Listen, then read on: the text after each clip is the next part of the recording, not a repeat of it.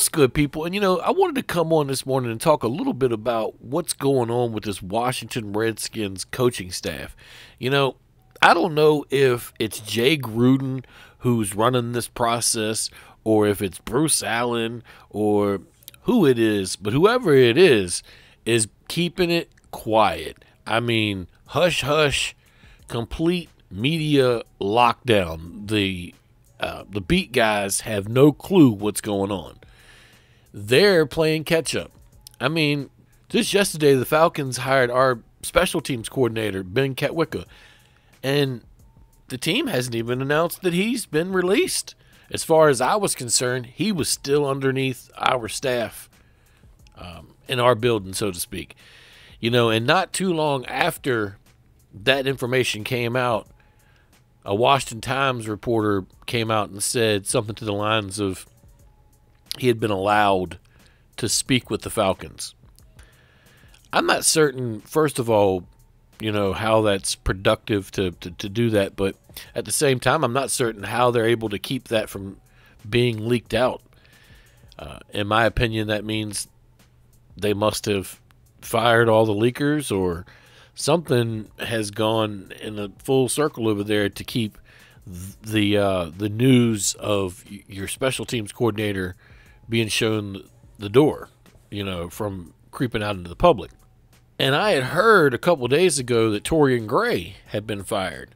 Now, obviously, there hasn't been any news about this anywhere else. I heard the team was interested in Broncos defensive coordinator Joe Woods to replace Gray. I'm not certain which direction that'll head in.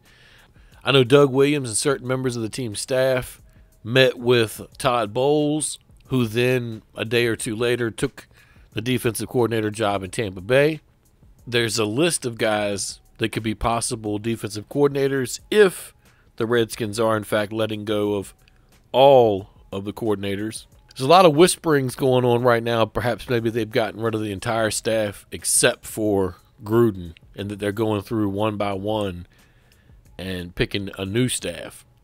In my opinion, there's 4 coaches that should come up immediately in the defensive coordinator position, and that would be Marvin Lewis, Steve Wilks, Vance Joseph, and Greg Williams. Now, I know there's a little bit of bad blood with Greg Williams and Dan Snyder because Dan Snyder would not elevate Greg into being the head coach once Joe Gibbs left the second time, but I would think that Greg would want to be back in coaching. He's fiery.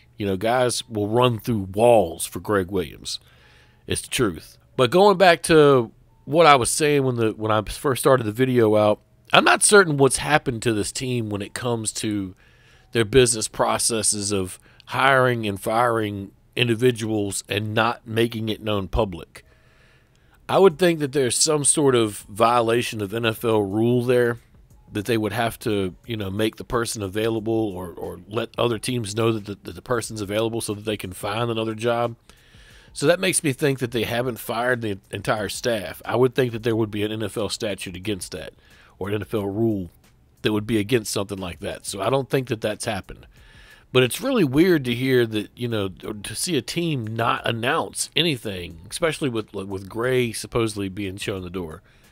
And then you hear whisperings from other outlets come out that nothing has happened. But then you see Katwicka sign with the Falcons.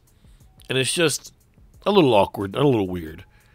And I don't know about anybody else out there that might be listening to this, but I kind of like it when my front office is a little bit clear and point blank and tells everybody, okay, we're going to fire all these guys and we're going to hire all these guys.